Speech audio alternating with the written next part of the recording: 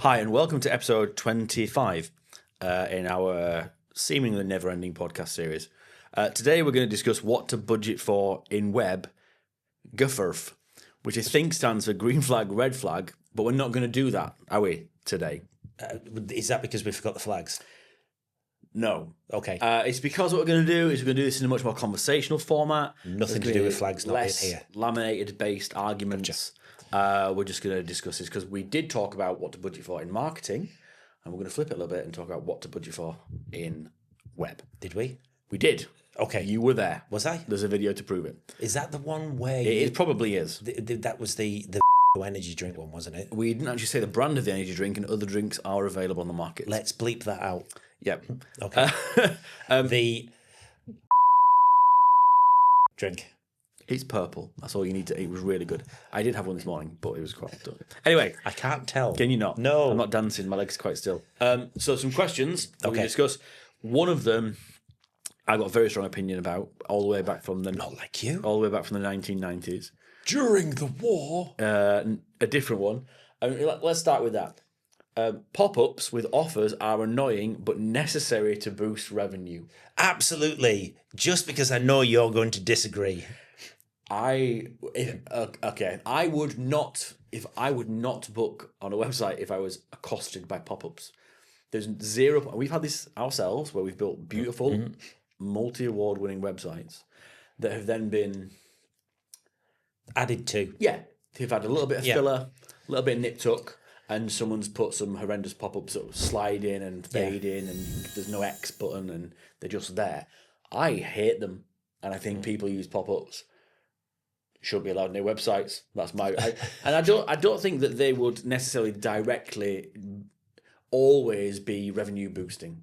I think if you want to draw attention to an offer, there's ways to do it that don't involve sliding things around a screen. Yeah, I think there's a big area of people becoming banner blind, pop-up blind, whatever, however you want to... Pop-up paralysis. What was that? Pop-up paralysis. Do you want to try that one again for the third time? Nope. Yeah, okay, fair enough. Can we just edit that out? No, please keep that one in. Pop-up paralysis, you mean? That's the one. I thought that's what you said, but didn't say it. Pop-up paralysis. Yeah. Oh, banner blindness. Let's use that take. Yeah, there is an element. How many times you see, like, you've got the 2-second delay when you first land on a homepage, and then bang, you've got the pop-up. Yeah. And then it's like, click, cross, gone. I didn't even read it. So that's it. They're actually they're losing their effectiveness, or they've lost their effectiveness. They're not as... I don't feel that they're as useful as they once were. Although there are some companies out there that it is a big component of what they... it's a big component of their core product offering.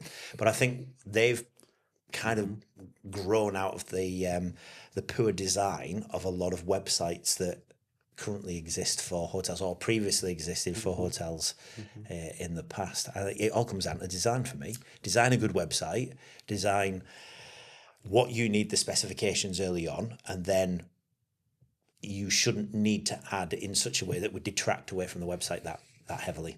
I agree, and I think your point there, I don't read them, no one reads them.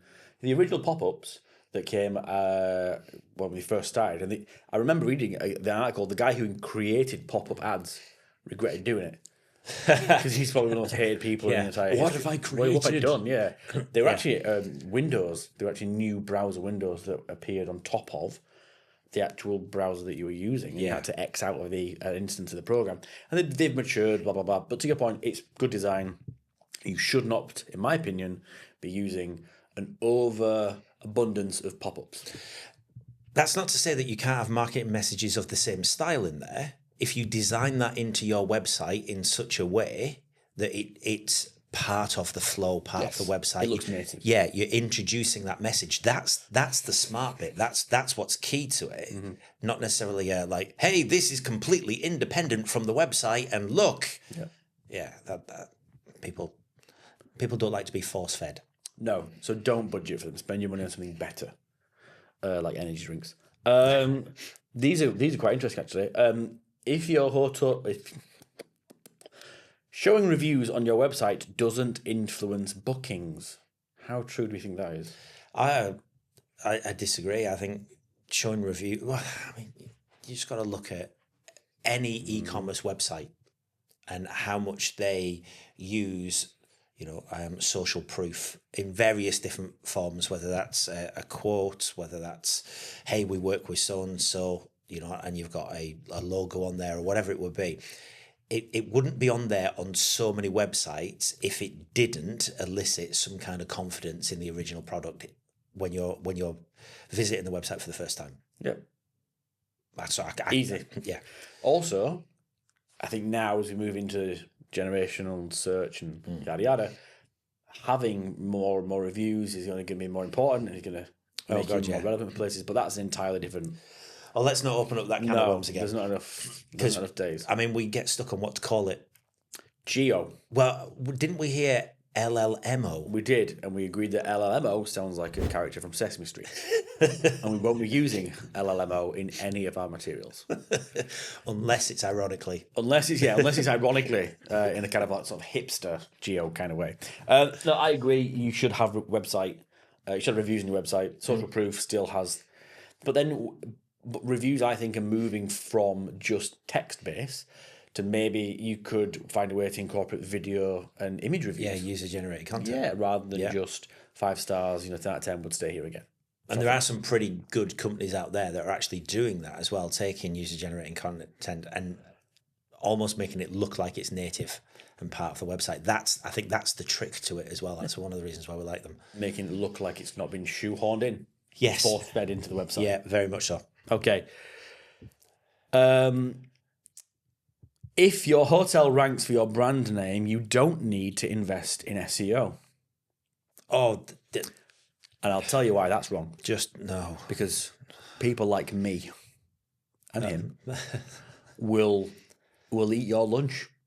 If you're not take your lunch money, throw you in the trash, swirl you in the toilet. No, if you're not in, just because you're at the top doesn't mean you're going to stay there. You're going to have to fight against other hotels, other marketing agencies who are trying to take your guests. No, let's not forget the OTAs as well. No, let's not forget them. So if you just because you're at the top currently, I don't think you need to stop. It's like saying, I'm the fastest man in the Olympics. Do I need to stop training? No, because everyone else is going to continue to train. There's also the argument as well that I think people looking at SEO and PPC separately, they're not. They're one and the same. They're part of the same strategy. Some people will always click on PPC. Some people will always click on SEO. Some people will click on both of them. Some people will click on meta search. You've got so many different ways to get into a hotel website now. It's ridiculous. But with the Yandex leaks of a few years ago now, they'd taken a whole load of Google engineers to actually work on their search engine. The leak that came out with their core algorithm basically said that if you were using PPC, it would help your SEO. If you're just using SEO, not using PPC, you're not getting the best out of it. If you're just using PPC and ignoring your SEO, you're also missing a massive trick as well. The whole ecosphere is combined. So saying no to one thing doesn't work. Here's an interesting one. As long as bookings are coming in, there is no need to invest in overall web health.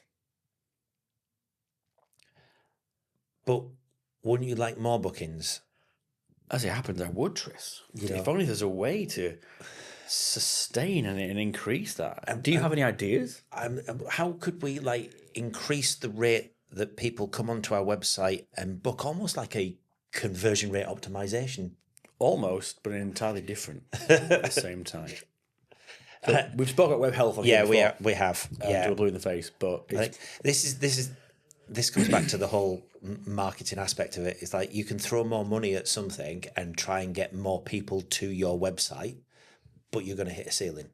And after once most hotels don't get to that ceiling, but once you do get to that ceiling, to then find net new business and grow your brand awareness is incredibly expensive. Really, really, really expensive. But of all of the people that you get into your website, you're not converting all of them. how can you convert them? Well, do more with your website. Look at your revenue strategy. Look at, there's so many different things that you can actually do before you kind of get into that. But one of the big areas that is missed is web health. How can I actually convert better on a website? Yeah, and rather than looking at things in isolation, in silos, you look at it holistically and almost have an overall picture of health of the website. Yeah. And have everyone pulling the same direction. Yeah.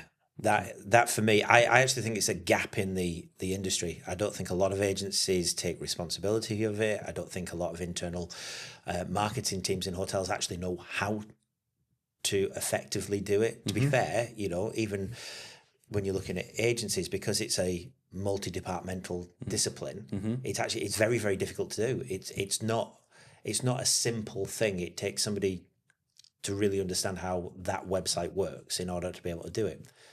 That's a fair point. Yeah. Okay. I think we've kicked those questions around. Yeah. I think we have. Is there anything else you want to ask? They haven't kicked us around. No, they've not today. I'm feeling pretty good today. Just can't verbalise it or say words. Anyway. So are you inviting me to look at this? Are you invited? No? Not anymore. I'm no longer invited. Not invited, no. So I think we can agree, Tris and I, that websites and the investment that goes into them are important. It's not something that you can just sign. It's not something that needs to be quickly done. You need to have stakeholders involved. You need to make sure that you're spending your money wisely and you're not being scooped up by the latest snake oil, pop-up banner salesman. Did I say snake oil? No. I didn't mean to say that at all. No. Obviously, 3&6 are well placed to handle all your website development, design, deployment, and web health needs. So give us a call and we'll see if we can help. Yeah, I invite you to call us. We do that in June 7th.